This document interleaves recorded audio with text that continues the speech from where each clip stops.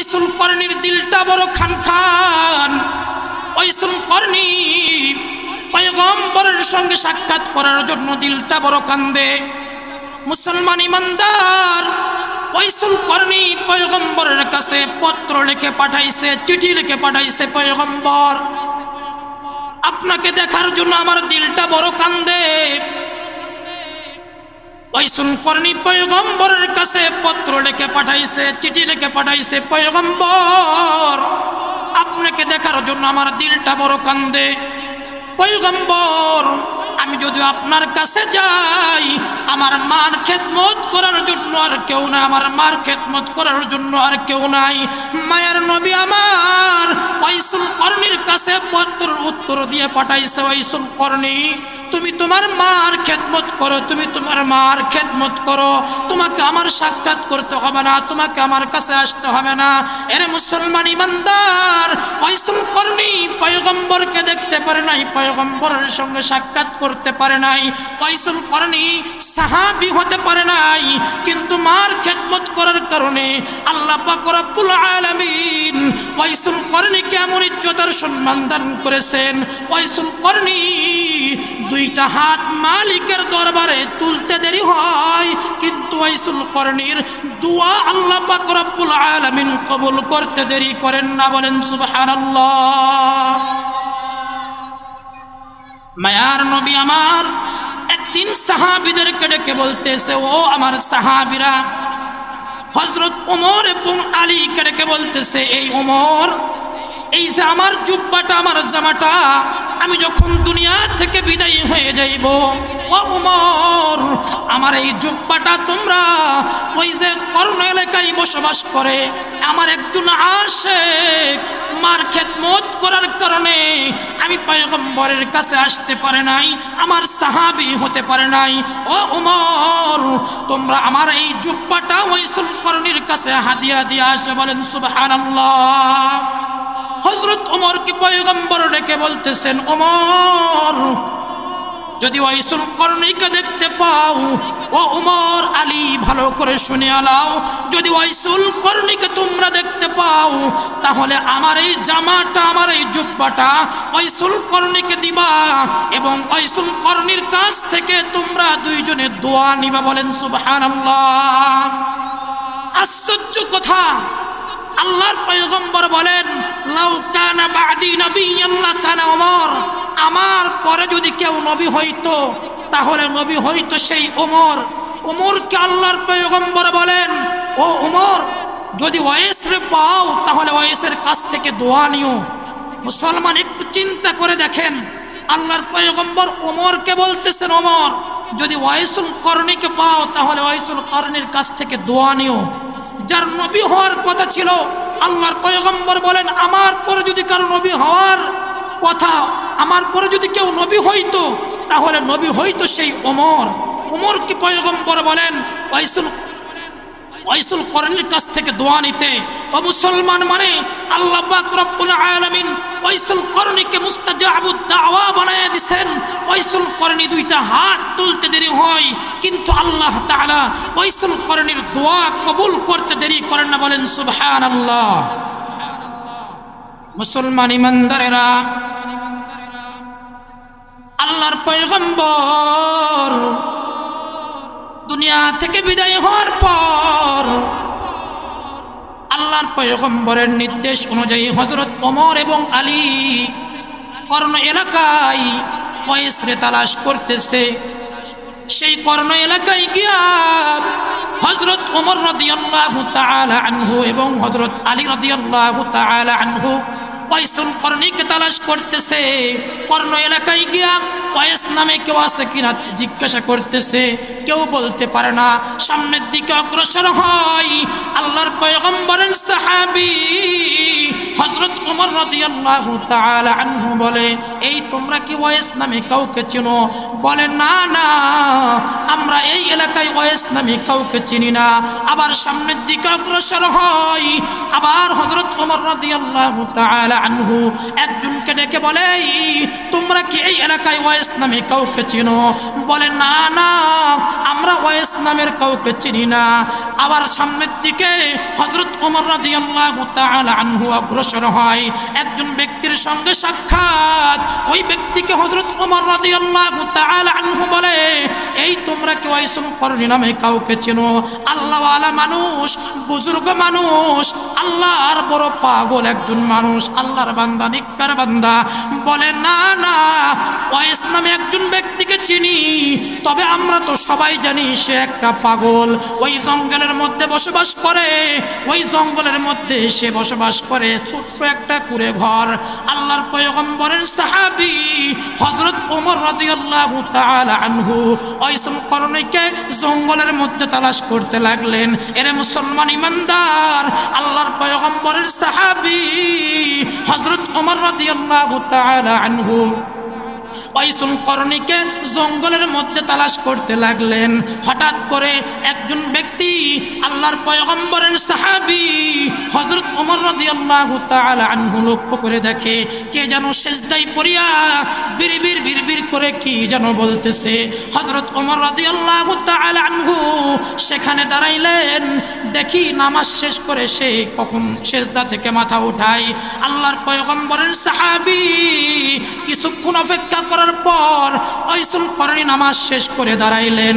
আল্লাহর পয়গম্বরের সাহাবী হযরত ওমর রাদিয়াল্লাহু তাআলা আনহু তাকে জিজ্ঞাসা করলেন, ভাই আপনার নাম কি ওয়াইস? বলে, কেন, তোমরা কোথায় থেকে এসেছো? আল্লাহর পয়গম্বর বলেন, আল্লাহর পয়গম্বরের সাহাবী বলেন, আমরা মক্কা মদিনা থেকে এসেছি, আমরা পয়গম্বরের সাহাবী। আল্লাহর পয়গম্বর এই জুব্বাটা, এই জামাটা ওয়াইস নামের ওই ব্যক্তিটাকে আল্লাহর পয়গম্বর তাকে হাদিয়া পাঠাইছে। এর মুসলমান ইমানদার, ওয়াইসুল করনী বলে, তোমরা যে ওয়াইসের কাছে এসেছো এই ওয়াইসুল করনী আমি নয়। এর মুসলমান ইমানদার, এমন একজন আল্লাহওয়ালা হওয়ার পর নিজের ইজ্জতটা, নিজের সম্মানটা গোপন করিয়া লয়। একটু দিলের কানটা লাগায় শুনবেন রে ভাই। হযরত ওমর রাদিয়াল্লাহু তাআলা আনহু আল্লাহর পয়গম্বরকে জিজ্ঞাসা করেছিলেন, পয়গম্বর, আমরা যদি ওয়াইসুল করনীকে দেখতে পাই পয়গম্বর, তাহলে আমরা ওয়াইস রে কেমনে চিনতে পারবো? মায়ার নবী আমার হযরত ওমরকে ডেকে বলেছেন, ওমর, যদি ওয়াইস রে দেখতে পাও ভালো করে লক্ষ্য করে দেখবা, ওয়াইসের চুলটা এমন এমন থাকবে, ওয়াইসুল করনীর চেহারাটা এমন এমন থাকবে, ওয়াইসুল করনীর ডান হাতের তালুটা ভালো করে খেয়াল করে দেখবা, ডান হাতের তালুর মধ্যে একটা রেখা থাকবে। আল্লাহর পয়গম্বরের সাহাবী হযরত ওমর রাদিয়াল্লাহু তাআলা আনহু লক্ষ্য করে দেখে পয়গম্বর ওয়াইসুল করনীর ব্যাপারে যেই রকম দৃষ্টান্ত দিয়েছেন, যেই রকম উদাহরণ দিয়েছেন, যেই রকম বর্ণনা দিয়েছেন, ঠিক সুরতগুলো সেই রকম মিলিয়া যায়। আল্লাহর পয়গম্বরের সাহাবী হযরত ওমর রাদিয়াল্লাহু তাআলা আনহু ওয়াইসুল করনীকে বলে, ভাই আপনার ডান হাতটা একটু বাড়ান, একটু আপনার হাতের তালুটা আমি দেখতে চাই। ওয়াইসুল করনী যখন ডান হাতের তালুটা ওমর রাদিয়াল্লাহু তাআলা আনহুর দিকে বাড়াইছে, ওমর রাদিয়াল্লাহু তাআলা আনহু লক্ষ্য করে দেখে মায়ার নবী আমার যেই রকম রেখার কথা বলেছেন ঠিক সেই রকম রেখাই হযরত ওয়াইসুল করনীর দিকে, ওয়াইসুল করনীর হাতে দেখা যায়। মুসলমান আওয়াজ করে বলুন না সুবহানাল্লাহ। ونحن على ذلك من الشاهدين والشاكرين أما بعد فأعوذ بالله من الشيطان الرجيم بسم الله الرحمن الرحيم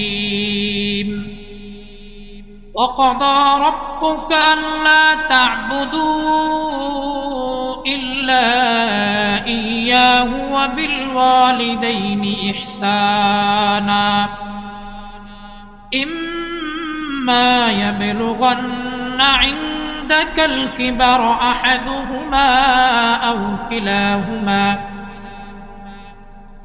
كلاهما فلا تقل لهما أف ولا تنهرهما وقل لهما قولا كريما صدق الله المولانا العظيم وصدق رسوله النبي الكريم ونحن على ذلك من الشاهدين والشاكرين والذاكرين والحمد لله رب العالمين সকলেই মোহাব্বতের সাথে এই ছাত্ররা এই দিকে তাকাও ছাত্র যারা পিছনে বসে আছো তোমরা সবাই সামনে চলে আসো সামনে এলোমেলো ভাবে যারা বসে আসো সবাই সামনে আসো কেউ কারোর সঙ্গে কথা বলবা না সকলে একটু মোহাব্বতের সাথে জিকির করি লা ইলাহা লা ইলাহা লা ইলাহা ইয়া হামসে মুসাফির রহে কবর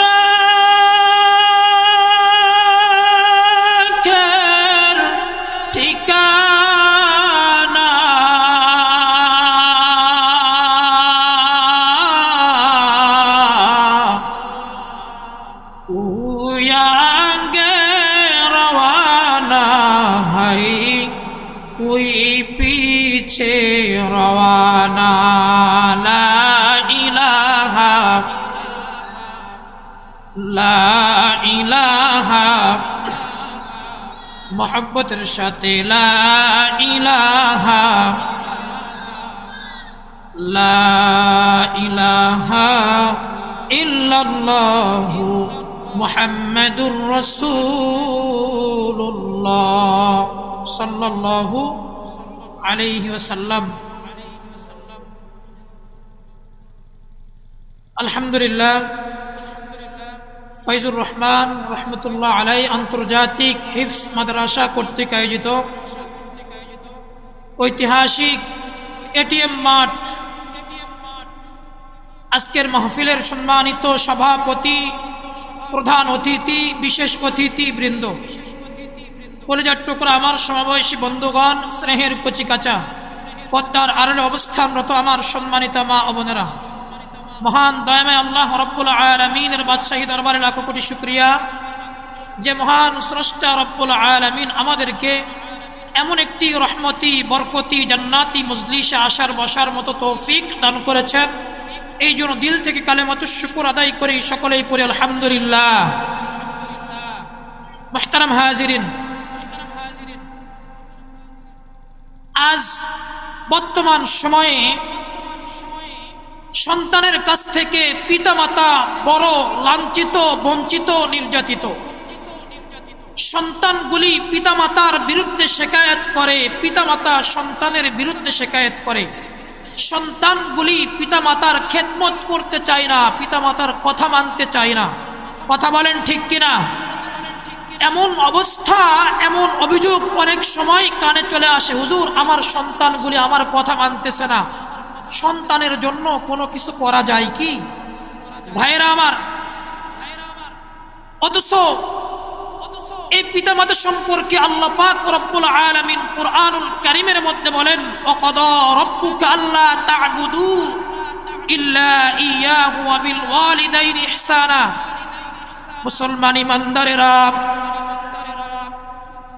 আল্লাহ পাক রব্বুল আলামিন কুরআনুল কারীমের মধ্যে ঘোষণা করেন ওয়াকাদা রাব্বুকা আল্লা তা'বুদু একমাত্র আমার ইবাদত করবা একমাত্র আমার ইবাদত করবা আমার দাসত্ব করবা আমার গোলামি করবা এরে মুসলমান ইমানদার আল্লাহর ইবাদতের পরেই আল্লাহ পাক রব্বুল আলামিন পিতামাতার সম্পর্কে বললেন তোমরা তোমাদের পিতামাতার প্রতি ইহসান করবা দয়া করবা ও মুসলমান তাহলে বলুন তো যে আল্লাহ পাক রব্বুল আলামিনের গোলামির পর আল্লাহ তাআলা পিতামাতার খেদমতের কথা বললেন পিতামাতার প্রতি দয়া করতে বললেন ইহসান করতে বললেন তাহলে মুসলমান বলুন তো এই পিতামাতার মর্যাদা কম নাকি বেশি শুধু বেশি নয়, অনেক বেশি। একটু দিলের কানটা লাগায় শুনবেন, এ পৃথিবীতে যতগুলি মর্যাদা সম্পন্ন জিনিস আছে, এ পৃথিবীর মধ্যে সব থেকে উত্তম জায়গার নাম হলো মসজিদ। কথা বলেন ঠিক কিনা? পৃথিবীর মধ্যে সব থেকে উত্তম জায়গার নাম, পৃথিবীর মধ্যে সব থেকে উত্তম জায়গার নাম মসজিদ। ও মুসলমান, মা লিখতে যেমন মো লাগে, এ মসজিদ লিখতেও সর্বপ্রথম মো লাগে। কথা বলেন ঠিক কিনা? মুসলমান ইমানদারেরা, শুধু মসজিদ লিখতে মো লাগে না রে মুসলমান। ও মুসলমান, এই পৃথিবীর মধ্যে সব থেকে সুন্দর একটা শহর হলো মক্কা মদিনা। ওরে মুসলমান ইমানদার, এ মক্কা মদিনা লিখতেও মো লাগবে। কথা বলেন ঠিক কিনা? মুফতি লিখতে মো লাগবে, মদিনা লিখতে মো লাগবে। মুসলমান ইমানদার, এই জন্য পিতামাতার মর্যাদা কম নাই রে মুসলমান। আজ আমরা যারা কপাল পোড়া মুসলমান, পিতা মাতার খেদমত করি না, পিতা মাতার হুকুম পালন করি না। ও কপাল পোড়া, একটু দিলের কানটা লাগে শোনো। আল্লাহর পয়গম্বর বলেন, তোমার মা তোমার বাবা, শুধু তোমার মা বাবা নয়, তোমার মা বাবা হলো তোমার জন্য মক্কা মদিনা। আজ আমরা হাজার হাজার টাকা খরচ করে মক্কা মদিনায় হজ করতে যাই। মুসলমান, আমার হজ কবুল হতেও পারে, নাও হতে পারে, কিন্তু পয়গম্বর আমার জনাবে মুহাম্মদুর রাসূলুল্লাহ সাল্লাল্লাহু আলাইহি ওয়াসাল্লাম সাহাবায়ে কেরামদেরকে বলেন, ও সাহাবীরা রে, তোমরা তোমাদের পিতামাতার দিকে নেক দৃষ্টিতে তাকাও, নেক সুরতে তাকাও। আল্লাহ পাক রব্বুল আলামিন তোমার আমলনামায় একটা কবুল হজের সওয়াব লিখিয়ে দিবেন। আল্লাহর পয়গম্বরের একজন সাহাবী পয়গম্বরকে দেখিয়ে বলেন, পয়গম্বর, ও পয়গম্বর, আমি একবার নয়, আমি আমার মার দিকে বারবার তাকাইতে চাই, আমি আমার পিতামাতার দিকে বারবার তাকাইতে চাই। পয়গম্বর আমার ওই সাহাবীকে ডেকে বললেন, তুমি তোমার মা বাবার দিকে যতবার তাকাইবা, আল্লাহ পাক রব্বুল আলামিন তোমার পিতামাতার দিকে নেক সুরতে তাকানোর কারণে তোমার আমলনামায় প্রত্যেকবার তাকানোর জন্য একটা করে কবুল হজের সওয়াব লিখে দিবেন। এই জন্য মুসলমান, পিতামাতার খেদমত যারা করে, পিতামাতার হুকুম যদি কেউ পালন করে, আল্লাহ তাদের ইজ্জত সম্মান কম দেয় না। আরে তোমার মা যদি তোমার জন্য দোয়া করে, তো আল্লাহ পাক রব্বুল আলামিন কোন রকম কোন পদ্মা ছাড়াই তোমার মা তোমার বাবার দোয়া কবুল করে থাকেন। বলেন ঠিক কিনা?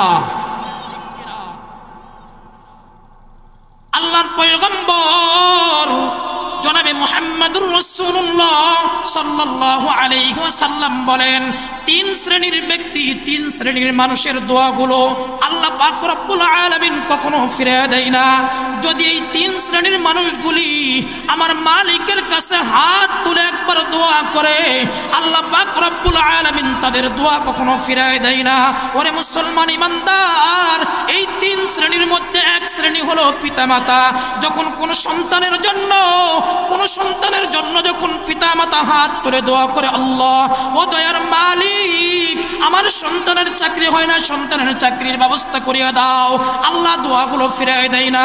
তোমার মেধা শূন্য, মেধা শক্তি নাই, যখন তোমার মার কাছে দোয়া চাইবা, তখন যদি তোমার মা তোমার জন্য দোয়া করে, আল্লাহ দোয়াগুলো কখনো ফিরিয়ে দেয় না। এরে মুসলমান ইমানদার, মা বাবার দোয়াগুলো আল্লাহ তাআলা কেমন ভাবে কবুল করে থাকে, একটু দিলের কানটা লাগায় শুনবেন। পয়গম্বরের একজন সাহাবী হযরতে আলকামা রাদিয়াল্লাহু তাআলা আনহু মৃত্যু শয্যায় বিছানার মধ্যে পড়ে আছে, বড় অসুস্থ অবস্থা, জবান বন্ধ হয়ে গেছে। পয়গম্বরের কাছে খবর যায়, পয়গম্বর, আপনার সাহাবী আলকামা বড় অসুস্থ, বিছানায় পড়ে আছে, মৃত্যু শয্যায় বিছানায় পড়ে আছে। পয়গম্বর, আলকামার জবান থেকে কালেমা আসে না, আলকামা কথা বলতে পারে না। মায়ার নবী আমার হযরত বেলাল রাদিয়াল্লাহু তাআলা আনহু সহ ৩-৪ জন সাহাবী আলকামার ঘরে পাঠিয়ে দিলেন। আল্লাহর পয়গম্বর বলেন, যাও বেলাল যাও, আলকামার জবান নাকি বন্ধ হয়ে গেছে, তাকে কালিমার তালকিন দাও, তাকে কালিমা পড়াও। হযরত বেলাল রাদিয়াল্লাহু তাআলা আনহু আলকামার ঘরে এসে আলকামাকে বারবার চেষ্টা করলেন কালেমা পড়ানোর জন্য। ওরে মুসলমান ইমানদার, একটু দিলের কানটা লাগায় শুনবেন না ভাই। ও মুসলমান ইমানদার, আমি আপনাদেরকে বোঝানোর জন্য বলছি রে ভাই, হিদায়াতের মালিক একমাত্র আমার আল্লাহ। আলকামা রাদিয়াল্লাহু তাআলা আনহু কথা বলতে পারে না। আল্লাহর পয়গম্বরের সাহাবী হযরত বেলাল রাদিয়াল্লাহু তাআলা আনহু আলকামাকে কালেমা পড়ানোর জন্য বারবার চেষ্টা করলেন, কিন্তু আলকামার জবান থেকে কালেমা বের হয় না।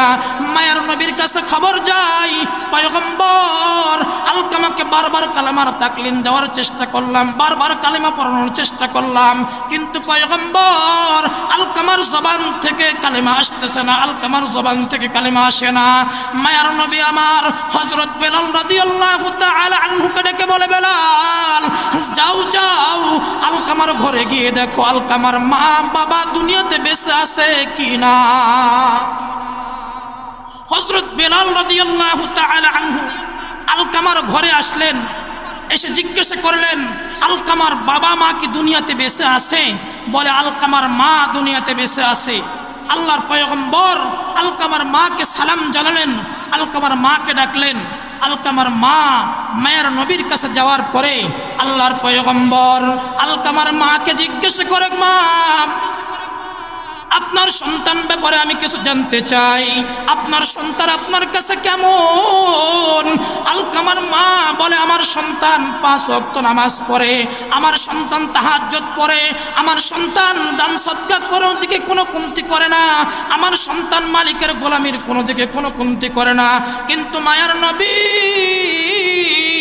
আমার সন্তানের প্রতি আমার একটা আফসোস, আমার সন্তান তার বিবির কথা শুনে, তার বিবির কথা শুনিয়া আমি মার কথা মানত না, আমার খেদমত করতো না, আমার কথা মানত না, কিন্তু আল্লাহর বিধান কোনোটাই সে বাদ দিত না। ও মুসলমান, একটু দিলের কানটা লাগায় শুনবেন, আল্লাহর সমস্ত গোলামি করেছে, আল্লাহর সমস্ত হুকুম পালন করেছে, নবীর সুন্নতের ইত্তেবা করেছে, নবীর সুন্নত অনুযায়ী জীবনযাপন করেছে, জিহাদের ময়দানে অংশগ্রহণ করেছে, কিন্তু মায়ার নবীর কাছে মা জলম দুখনি মা মায়ার নবীকে ডেকে বলে, পয়গম্বর সে আল্লাহর হুকুম কোনোটাই বাদ দেয় নাই, কিন্তু আমি মার মনে বড় কষ্ট, আমি মার হুকুম আমার সন্তান পালন করতো না। আল্লাহর পয়গম্বর হযরত বেলালকে ডেকে বলে, বেলাল তাড়াতাড়ি লাকড়ি গুছাও, তাড়াতাড়ি খড়ি জোগান করো, তাড়াতাড়ি খড়ির ব্যবস্থা করো। মায়ের নবীকে আলকামার মা ডেকে বলে, পয়গম্বর আপনি এখন খড়ি কি করবেন? আল্লাহর পয়গম্বর আলকামার মাকে ডেকে বলতেছে, মা আপনার সন্তানের জন্য একটা অপশন তৈরি হয়ে আছে, 2টা অপশন, হয় আপনি সন্তানকে মাফ করিয়ে দেন, আর না হয়তো আপনার সন্তানকে আগুনের মধ্যে পুড়িয়ে ফেলে দিব। আলকামার মা পয়গম্বরকে ডেকে বলতেছে, পয়গম্বর কোন মা কি এমনটা সহ্য করতে পারে যে মার সামনে সন্তানকে আগুনের মধ্যে পুড়িয়ে দিবে? মায়ের নবী আমার আলকামার মাকে ডেকে বলতেছে, ও মা যদি আপনি আপনার সন্তানকে দুনিয়ার সামান্য আগুনের মধ্যে পুড়াইতে কষ্ট লাগে, মা গো বলুন তো আজ আপনি আপনার সন্তানকে মাফ না করে দেওয়ার কারণে আপনার সন্তান জাহান্নামের আগুনের মধ্যে জ্বলতে হবে। হয় মা আপনি আপনার সন্তানকে মাফ করিয়া দেন, না হয়তো আল্লাহ পাক রব্বুল আলামিন আপনার সন্তানকে মাফ করবে না। আলকামার মা মায়ের নবীকে বলে, ও পয়গম্বর আমার সন্তানকে আমি মাফ করে দিলাম। বলেন সুবহানাল্লাহ। ওরে মুসলমান ইমানদার, মায়ের নবীর কাছে যখন আলকামার মা বলেছে সন্তানকে মাফ করে দিলাম, আল্লাহর পয়গম্বরের সাহাবী হযরত বেলাল রাদিয়াল্লাহু তাআলা আনহু আলকামার কাছে গিয়ে দেখে যে আলকামাকে বারবার চেষ্টা করানো হয়, আলকামা বলো কালেমা পড়ো, আলকামা কালেমা পড়ো। ওই আলকামার কাছে কাউকে না যেতেই মা মাফ করে দেওয়ার সঙ্গে সঙ্গে আলকামা কালেমা পড়া শুরু করে দিয়েছে। মুসলমান আওয়াজ করে বলুন না সুবহানাল্লাহ। মায়ের দোয়া লও হে মুমিন, মায়ের দোয়া লও, মায়ের দোয়া লও হে মুমিন, মায়ের দোয়া লও। বিপদে পড়বে না তুমি যখন যেথাই যাও, বিপদে পড়বে না তুমি যখন যেথাই যাও। মায়ের দোয়া লও হে মুমিন, মায়ের দোয়া লও, মায়ের দোয়া লও হে মুমিন, মায়ের দোয়া লও। একটি গিলাস পানির ফলে বাইজিদের কুলে তুলে, হাত তুলে মা বলেন বাইজিদকে ওলি বানাও, হাত তুলে মা বলেন বাইজিদকে ওলি বানাও। মায়ের দোয়া লও হে মুমিন, মায়ের দোয়া লও, মায়ের দোয়া লও হে মুমিন, মায়ের দোয়া লও। বিপদে পড়বে না তুমি যখন যেথাই যাও, বিপদে পড়বে না তুমি যখন যেথাই যাও। মায়ের দোয়া লও হে মুমিন, মায়ের দোয়া লও, মায়ের দোয়া লও হে মুমিন, মায়ের দোয়া লও। আওয়াজ করে বলুন আল্লাহু আকবার। এই জন্য মুসলমান বলুন তো, মা বাবার খেদমত করার দরকার আছে না নাই? মুসলমান ইমানদারেরা, মার খেদমত করলে আল্লাহ পাক রব্বুল আলামিন ইজ্জত সম্মান কম দেয় না, বরং মার খেদমত করার কারণে আল্লাহ পাক রব্বুল আলামিন দুনিয়াতেও সম্মান দান করেন, আখিরাতেও সম্মান দান করেন। কথা বলেন ঠিক কিনা? মুসলমান ইমানদারেরা, ওই যে আল্লাহর পয়গম্বরের সময়ের একজন আশিকের কথা আপনারা শুনেছেন। মুসলমান ইমানদার, আমরা সবাই জানি ওয়াইসুল করনীর জীবনের কথা। ওয়াইসুল করনীর দিলটা বড় খানখান। ওয়াইসুল করনী পয়গম্বরের সঙ্গে সাক্ষাৎ করার জন্য দিলটা বড় কান্দে। মুসলমান ইমানদার, ওয়াইসুল করনী পয়গম্বরের কাছে পত্র লিখে পাঠাইছে, চিঠি লিখে পাঠাইছে, পয়গম্বর আপনাকে দেখার জন্য আমার দিলটা বড় কান্দে। ওয়াইসুল করনী পয়গম্বরের কাছে পত্র লিখে পাঠাইছে, চিঠি লিখে পাঠাইছে, পয়গম্বর আপনাকে দেখার জন্য আমার দিলটা বড় কান্দে। পয়গম্বর, আমি যদি আপনার কাছে যাই, আমার মার খেদমত করার জন্য আর কেউ নাই, আমার মার খেদমত করার জন্য আর কেউ নাই। মায়ের নবী আমার ওয়াইসুল করনীর কাছে পত্রের উত্তর দিয়ে পাঠাইছে, ওয়াইসুল করনী তুমি তোমার মার খেদমত করো, তুমি তোমার মার খেদমত করো, তোমাকে আমার সাক্ষাৎ করতে হবে না, তোমাকে আমার কাছে আসতে হবে না। এর মুসলমান ইমানদার, ওয়াইসুল করনী পয়গম্বরকে দেখতে পারে নাই, পয়গম্বরের সঙ্গে সাক্ষাৎ করতে পারে নাই। ওয়াইসুল করনী সাহাবী হতে পারে নাই, কিন্তু মার খেদমত করার কারণে আল্লাহ পাক রব্বুল আলামিন ওয়াইসুল করনীকে এমন ইজ্জতের সম্মান দান করেছেন। ওয়াইসুল করনী দুইটা হাত মালিকের দরবারে তুলতে দেরি হয়, কিন্তু ওয়াইসুল করনীর দোয়া আল্লাহ পাক রব্বুল আলামিন কবুল করতে দেরি করেন না। বলেন সুবহানাল্লাহ। মায়ার নবী আমার একদিন সাহাবীদেরকে ডেকে বলতেছে, ও আমার সাহাবীরা, হযরত ওমর এবং আলীকে ডেকে বলতেছে, এই ওমর, এই যে আমার জুব্বাটা, আমার জামাটা, আমি যখন দুনিয়া থেকে বিদায় হয়ে যাইব, ও ওমর, আমার এই জুব্বাটা তোমরা ওই যে কর্ণ এলাকায় বসবাস করে আমার একজন আশিক মার খেদমত করার কারণে আমি পয়গম্বরের কাছে আসতে পারে নাই, আমার সাহাবী হতে পারে নাই। ও ওমর, তোমরা আমার এই জুব্বাটা ওয়াইসুল করনীর কাছে হাদিয়া দিয়ে আসে। বলেন সুবহানাল্লাহ। হযরত ওমর কি পয়গম্বর ডেকে বলতেছেন, ওমর, যদি ওয়াইসুল করনীকে দেখতে পাও, ও ওমর আলী ভালো করে শুনে আলাও, যদি ওয়াইসুল করনীকে তোমরা দেখতে পাও, তাহলে আমার এই জামাটা, আমার এই জুব্বাটা ওয়াইসুল করনীকে দিবা এবং ওয়াইসুল করনীর কাছ থেকে তোমরা দুইজনে দোয়া নিবা। বলেন সুবহানাল্লাহ। আশ্চর্য কথা, আল্লাহর পয়গম্বর বলেন, লাউ কানা বাদি নবিয়্যান লাকানা ওমর, আমার পরে যদি কেউ নবী হইতো তাহলে নবী হইতো সেই ওমর। ওমরকে আল্লাহর পয়গম্বর বলেন, ও ওমর, যদি ওয়াইসরে পাও তাহলে ওয়াইসের কাছ থেকে দোয়া নিও। মুসলমান, একটু চিন্তা করে দেখেন, আল্লাহর পয়গম্বর ওমরকে বলতেছেন, ওমর যদি ওয়াইসুল করণীকে পাও তাহলে ওয়াইসুল করণীর কাছ থেকে দোয়া নিও, যার নবী হওয়ার কথা ছিল। আল্লাহর পয়গম্বর বলেন, আমার পরে যদি কারো নবী হওয়ার কথা, আমার পরে যদি কেউ নবী হইতো তাহলে নবী হইতো সেই ওমর। ওমরকে পয়গম্বর বলেন ওয়াইসুল করণীর কাছ থেকে দোয়া নিতে। ও মুসলমান, মানে আল্লাহ পাক রব্বুল আলামিন ওয়াইসুল করণীকে মুস্তাজাবুদ দাওয়া বানায় দিবেন। ওয়াইসুল করণী দুইটা হাত তুলতে দেরি হয়, কিন্তু আল্লাহ তাআলা ওয়াইসুল করণীর দোয়া কবুল করতে দেরি করেন না। বলেন সুবহানাল্লাহ।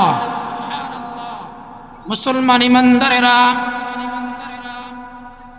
আল্লাহর পয়গম্বর দুনিয়া থেকে বিদায় হওয়ার পর আল্লাহর পয়গম্বরের নির্দেশ অনুযায়ী হযরত ওমর এবং আলী কর্ণ এলাকায় ওয়াইসরে তালাশ করতেছে।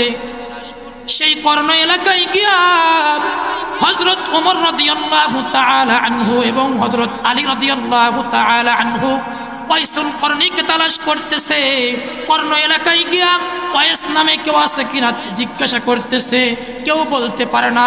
সামনের দিকে অগ্রসর হয় আল্লাহর পয়গম্বরের সাহাবী হযরত ওমর রাদিয়াল্লাহু তাআলা আনহু বলে, এই তোমরা কি ওয়াইস নামে কাউকে চিনো? বলে, না না, আমরা এই এলাকায় ওয়াইস নামে কাউকে চিনি না। আবার সামনের দিকে অগ্রসর হয়, আবার হযরত ওমর রাদিয়াল্লাহু তাআলা আনহু একজনকে ডেকে বলে, তোমরা কি এই এলাকায় ওয়াইস নামে কাউকে চিনো? বলে, না না, আমরা ওয়াইস নামের কাউকে চিনি না। আবার সামনের দিকে হযরত ওমর রাদিয়াল্লাহু তাআলা আনহু অগ্রসর হয়, একজন ব্যক্তির সঙ্গে সাক্ষাৎ। ওই ব্যক্তিকে হযরত ওমর রাদিয়াল্লাহু তাআলা আনহু বলে, এই তোমরা কি ওয়াইসুল করণী নামে কাউকে চিনো? আল্লাহওয়ালা মানুষ, বুজুর্গ মানুষ, আল্লাহর বড় পাগল একজন মানুষ, আল্লাহর বান্দা, নিকার বান্দা। বলে, না না, ওয়াইস নামে একজন ব্যক্তিকে চিনি, তবে আমরা তো সবাই জানি সে একটা পাগল। ওই জঙ্গলের মধ্যে বসবাস করে, ওই জঙ্গলের মধ্যে সে বসবাস করে, ছোট্ট একটা কুঁড়ে ঘর। আল্লাহর পয়গম্বরের সাহাবী হযরত ওমর রাদিয়াল্লাহু তাআলা আনহু ওয়াইসুল করণীকে জঙ্গলের মধ্যে তালাশ করতে লাগলেন। এরে মুসলমান ইমানদার, আল্লাহর পয়গম্বরের সাহাবী হযরত ওমর রাদিয়াল্লাহু তাআলা আনহু ওয়াইসুল করণীকে জঙ্গলের মধ্যে তালাশ করতে লাগলেন। হঠাৎ করে একজন ব্যক্তি আল্লাহর পয়গম্বরের সাহাবী হযরত ওমর রাদিয়াল্লাহু তাআলা আনহু লক্ষ্য করে দেখে কে যেন সিজদায় পড়িয়া বিড়বিড় বিড়বিড় করে কি যেন বলতেছে। হযরত ওমর রাদিয়াল্লাহু তাআলা আনহু সেখানে দাঁড়াইলেন। দেখি নামাজ শেষ করে সে কখন সিজদা থেকে মাথা উঠায়। আল্লাহর পয়গম্বরের সাহাবী কিছুক্ষণ অপেক্ষা করার পর ওয়াইসুল করণী নামাজ শেষ করে দাঁড়াইলেন। আল্লাহর পয়গম্বরের সাহাবী হযরত ওমর রাদিয়াল্লাহু তাআলা আনহু তাকে জিজ্ঞাসা করলেন, ভাই আপনার নাম কি ওয়াইস? বলে, কেন, তোমরা কোথায় থেকে এসেছো? আল্লাহর পয়গম্বর বলেন, আল্লাহর পয়গম্বরের সাহাবী বলেন, আমরা মক্কা মদিনা থেকে এসেছি, আমরা পয়গম্বরের সাহাবী। আল্লাহর পয়গম্বর এই জুব্বাটা, এই জামাটা ওয়াইস নামের ওই ব্যক্তিটাকে আল্লাহর পয়গম্বর তাকে হাদিয়া পাঠাইছে। এর মুসলমান ইমানদার, ওয়াইসুল করণী বলে, তোমরা যে ওয়াইসের কাছে এসেছো এই ওয়াইসুল করণী আমি নয়। এর মুসলমান ইমানদার, এমন একজন আল্লাহওয়ালা হওয়ার পর নিজের ইজ্জতটা, নিজের সম্মানটা গোপন করিয়া লয়। একটু দিলের কানটা লাগায় শুনবেন রে ভাই। হযরত ওমর রাদিয়াল্লাহু তাআলা আনহু আল্লাহর পয়গম্বরকে জিজ্ঞাসা করেছিলেন, পয়গম্বর আমরা যদি ওয়াইসুল করণীকে দেখতে পাই পয়গম্বর, তাহলে আমরা ওয়াইস রে কেমনে চিনতে পারবো? মায়ার নবী আমার হযরত ওমরকে ডেকে বলেছেন, ওমর যদি ওয়াইস রে দেখতে পাও ভালো করে লক্ষ্য করে দেখবা, ওয়াইসের চুলটা এমন এমন থাকবে, ওয়াইসুল করণীর চেহারাটা এমন এমন থাকবে, ওয়াইসুল করণীর ডান হাতের তালুটা ভালো করে খেয়াল করে দেখবা, ডান হাতের তালুর মধ্যে একটা রেখা থাকবে। আল্লাহর পয়গম্বরের সাহাবী হযরত ওমর রাদিয়াল্লাহু তাআলা আনহু লক্ষ্য করে দেখে পয়গম্বর ওয়াইসুল করনি ব্যাপারে যেই রকম দৃষ্টান্ত দিয়েছেন, যেই রকম উদাহরণ দিয়েছেন, যেই রকম বর্ণনা দিয়েছেন, ঠিক সূরতগুলো সেই রকম মিলিয়া যায়। আল্লাহর পয়গম্বরের সাহাবী হযরত ওমর রাদিয়াল্লাহু তাআলা আনহু ওয়াইসুল করনিকে বলে, ভাই আপনার ডান হাতটা একটু বাড়ান, একটু আপনার হাতের তালুটা আমি দেখতে চাই। ওয়াইসুল করনি যখন ডান হাতের তালুটা ওমর রাদিয়াল্লাহু তাআলা আনহুর দিকে বাড়াইছে, ওমর রাদিয়াল্লাহু তাআলা আনহু লক্ষ্য করে দেখে মায়ার নবী আমার যেই রকম রেখার কথা বলেছেন ঠিক সেই রকম রেখাই হযরত ওয়াইসুল করনির দিকে, ওয়াইসুল করনির হাতে দেখা যায়। মুসলমান আওয়াজ করে বলুন না সুবহানাল্লাহ। বড় আফসোস লাগে আমাদের সমাজে এমন কিছু মুসলমান আছে, এমন কিছু মানুষ আছে, মানুষকে দেখানোর জন্য ও অনেক আমল করে থাকে। কথা বলেন ঠিক কিনা? বেশিরভাগ অনেক সময় দেখা যায় মানুষকে দেখানোর জন্য নামাজ, মানুষকে দেখানোর জন্য দান সদকা, মানুষকে দেখানোর জন্য ইবাদত। না মুসলমান না, এই ইবাদতগুলি আল্লাহ তাআলার কাছে কবুল হবে না। বরং গোপনীয়তার সাথে যত আমল করব, যত ইবাদত করব, এই আমলগুলি, এই ইবাদতগুলি আল্লাহ তাআলা কবুল করবেন। কথা বলেন ঠিক কিনা? আল্লাহ তাআলা আমাদের সবাইকে মা বাবার খেদমত করার তৌফিক দান করুন, বলুন আমিন।